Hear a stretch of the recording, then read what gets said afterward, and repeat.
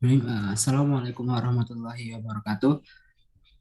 Perkenalkan, saya di sini selaku perwakilan dari kelompok 10 yang akan membawakan presentasi dengan tema bioteknologi di bidang tanaman. Dan dan judul yang kami ambil adalah kedelai transgenik. Next.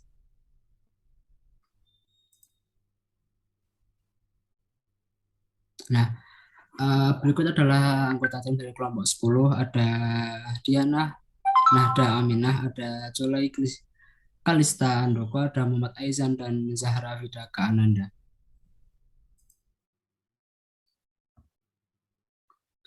Adapun outline outline yang akan kita bahas yaitu pertama latar belakang, yang kedua pembuatan kedelai transgenik, yang ketiga kedelai transgenik versus kedelai biasa, yang keempat aplikasi kedelai transgenik, dan yang kelima adalah kesimpulan.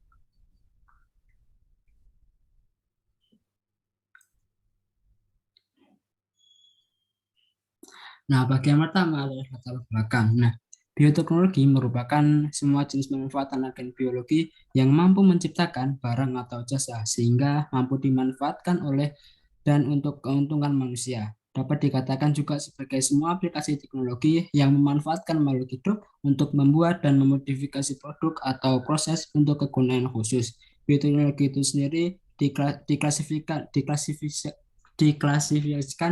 menjadi beberapa tipe berdasarkan kegunaan, yaitu bioteknologi merah, hijau, biru, dan putih ataupun abu-abu.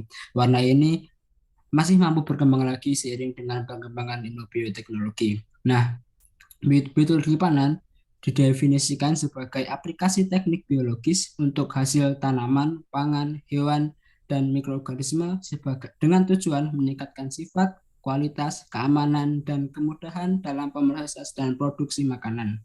Adapun perkembangan bioteknologi pangan diawali dengan penemuan produk makanan fermentasi seperti wine, roti, ataupun keju.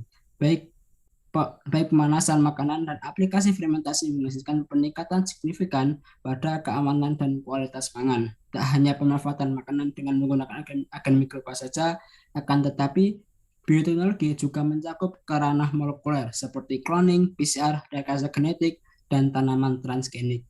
Nah, rekayasa genetik digambarkan sebagai ilmu di mana karakteristik suatu organisme yang sengaja dimodifikasi dengan memanipulasi materi genetik terutama DNA dan transformasi gen tertentu untuk menciptakan varian yang baru. Dengan manipulasi DNA ini dan memindahkan dari satu organisme ke organisme lain, memungkinkan untuk memasukkan sifat dari hampir semua organisme pada tanaman, seperti bakteri, virus, ataupun hewan. Bioteknologi tanaman pangan melibatkan penggunaan mikroba atau bahan biologi untuk melakukan proses spesifik pada tanaman untuk kepentingan manusia. Salah satu rekayasa genetik dalam bioteknologi adalah kedelai transgenik.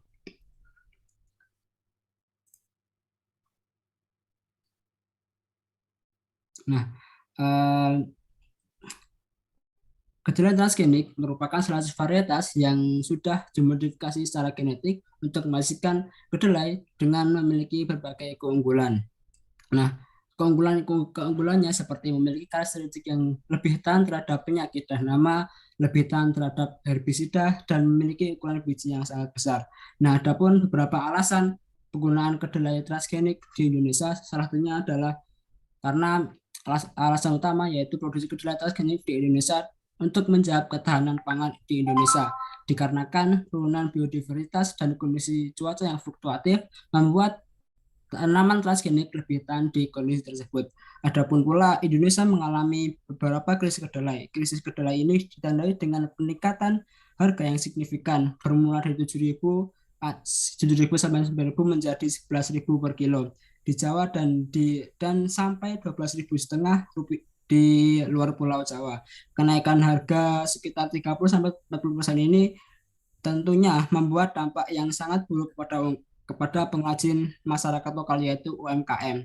Nah, rendahnya kapasitas produksi kedelai ini dapat dilihat dari BPS pada tahun 2019 dan 5 tahun terakhir produksi tertinggi kedelai di tahun 2016 dan 2017 sebesar 800.059.653 ton dan 500.038.728 ton. Pada tahun 2018 mengalami kenaikan menjadi 900.082.528 ton. Adapun krisis ini disebabkan komoditas kedelai kurang optimal berkembang di negara beriklim tropis seperti Indonesia, di mana kedelai rentan terhadap perubahan cuaca, dataran terhadap herbisida, dan kurang adaptif untuk dataran yang kekurangan air maupun rendah atau sedang. Selanjutnya yaitu proses pembuatan kedelai transgenik. Pada jurnal ini dikembangkan suatu kedelai transgenik yang resisten terhadap patogen Sclerotinia sclerotiorum. Patogen ini merupakan jamur parasit yang menyebabkan penyakit jamur putih pada tanaman. Untuk meningkatkan resistensi kedelai terhadap penyakit tersebut, gen penyandi kitinase diinsersikan pada kedelai. Kitinase yang berhasil diproduksi oleh kedelai dapat mencegah pertumbuhan jamur dengan mencerna dinding sel jamur. Selain itu, kitinase juga dapat melepaskan elisitor patogen yang menginduksi terbentuknya sistem perlawanan terhadap patogen pada tanaman. Pada riset ini, gen penyandi kitinase diisolasi dari strain Trichoderma asperellum ACCC 30536 yang selanjutnya disebut sebagai gen TACI. Tahap pertama dalam proses pembuatan kedelai transgenik yaitu konstruksi plasmid P. cambia 1301 TACI. Pada konstruksi plasmid digunakan dua primer yaitu primer TACI1 dan primer TACI2. Primer tersebut digunakan untuk amplifikasi fragmen gen yang mengandung sekuens pengkode protein gen TACI. Pada primer tersebut terdapat pula situs BAM-HI dan KPNI yang dicetak tebal pada slide, yang nantinya digunakan pada proses ligasi. Gen TACI disisipkan pada plant expression factor P. cambia 1301. Tahap selanjutnya yaitu pembuatan kultur Agrobacterium tumefaciens. Pembuatan kultur A. tumefaciens EHA 105 dengan konstruk plasmid P. cambia 1301 TACI dilakukan dengan mengambil satu single koloni yang sebelumnya telah ditumbuhkan pada YEP plate dengan tambahan nutrisi seperti yang tertera pada slide. Single koloni ini kemudian diinkubasi pada 50 ml media YEP cair dengan tambahan 50 mg per liter kanamisin pada shaker dengan suhu 28 derajat Celcius dan kecepatan 180 rpm selama semalam. Proses inkubasi dilakukan hingga mencapai nilai OD sebesar 1. Sel kemudian dipanen dan disentrifugasi dengan kecepatan 6000 rpm selama 5 menit. Pelet yang diperoleh kemudian ditumbuhkan pada media MSP cair hingga mencapai nilai OD sebesar 0,6. Sel ini kemudian digunakan untuk inokulasi pada eksplan embrio muda kedelai. Tahapan selanjutnya yaitu inokulasi atumefaciens pada kedelai. Eksplan embrio muda kedelai diinokulasi pada suspensi Agrobacterium dengan kecepatan 100 rpm selama 50 menit. Eksplan kemudian dikulturkan pada medium kokultivasi 0,78% agar solidified MSP dengan pH 5,8 yang mengandung sodium tiosulfat pada inkubator 25 derajat Celcius dalam keadaan gelap selama 5 hari. Setelah itu, eksplan dikulturkan pada medium tunda selama 10 hari dan medium seleksi selama 14 hari. Kalus embrionik yang berhasil tumbuh pada medium seleksi dipindahkan pada medium regenerasi untuk maturasi dan pengecambahan. Planelet kemudian dipindahkan pada media tanah di rumah kaca dengan foto periode 14 jam terang pada suhu 25 derajat Celcius. Gambar di samping menunjukkan hasil uji ketahanan kedelai wild type dan transgenik terhadap S. sclerotiorum. Pada dua gambar atas, cairan enzim kasar dari wild type dan transgenik diambil dan diuji efek penghambatannya terhadap pertumbuhan micelia S. sclerotiorum. Dapat terlihat bahwa pada wild type, micelia yang tumbuh menutupi semua permukaan medium, sedangkan pada kedelai transgenik micelia hanya tumbuh lebih tipis. Kemudian, pada dua gambar bawah merupakan daun yang diperoleh dari wild type dan kedelai transgenik. Daun wild type menunjukkan gejala terinfeksi patogen yang lebih parah jika dibandingkan pada daun kedelai transgenik, sehingga dapat disimpulkan bahwa kedelai transgenik lebih tahan terhadap S. sclerotiorum daripada kedelai wild type. Seperti yang dijelaskan sebelumnya, kedelai transgenik dibuat untuk menyelesaikan berbagai krisis terkait kedelai. Kedelai transgenik mengalami insersi gen sehingga memiliki gen yang tahan herbisida dan stres toleran. Petani dapat menggunakan herbisida untuk menghancurkan gulma invasif tanpa perlu khawatir merusak tanaman kedelai. Kedelai transgenik juga berpengaruh pada ketahanan terhadap musim, sehingga tetap bisa tumbuh meskipun musim kemarau atau di cuaca panas, sedangkan kedelai wild type tidak dapat bertahan.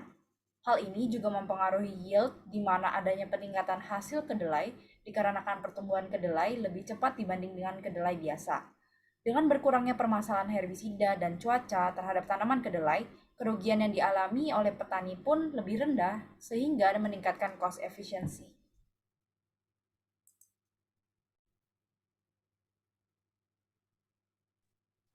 Salah satu aplikasi dalam pemanfaatan kedelai transgenik adalah pembuatan tempe.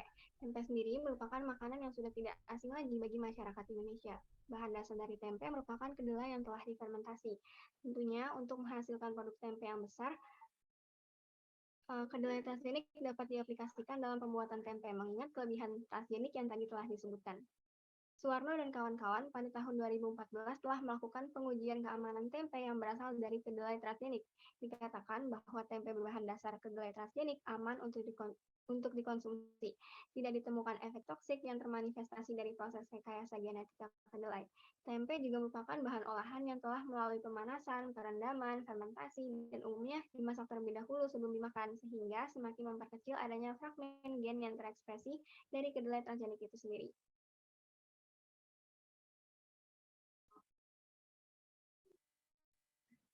Yang berikutnya merupakan regulasi tanaman transgenik. Umumnya kedelai transgenik diimpor dari Amerika sebagai negara penghasil kedelai transgenik. Sebagian besar tanaman kedelai transgenik yang ditanam di Amerika merupakan kedelai transgenik Roundup Ready, yaitu kedelai yang toleran terhadap herbisida dan berbahan aktif glifosat. Kedelai ini dibuat melalui transfer gen EPSPS dari Agrobacterium sp strain CP4 dan mulai dikomersialisasikan pada tahun 1996. Untuk regulasinya sendiri telah dinyatakan aman oleh USDA atau United States Department of Agriculture dan FDA atau Food and Drug Administration. Dan beberapa negara lainnya juga telah menyatakan aman. Namun di Indonesia sendiri tentunya mempunyai regulasinya tersendiri. Untuk tanaman transgenik dapat dilihat pada tabel di bawah ini.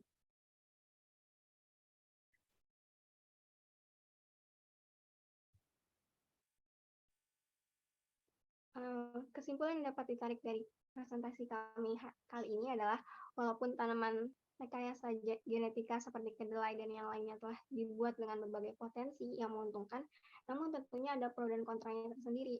Untuk itu perlu adanya penelitian lebih lanjut untuk produksi kedelai transgenik di Indonesia dengan regulasi yang lebih ketat sehingga masyarakat tidak perlu khawatir dengan tanaman transgenik di Indonesia. Berikut merupakan referensi pustaka yang kami gunakan. Dan sekian presentasi dari kami, kurang lebihnya mohon maaf. Wassalamualaikum warahmatullahi wabarakatuh. Waalaikumsalam warahmatullahi wabarakatuh.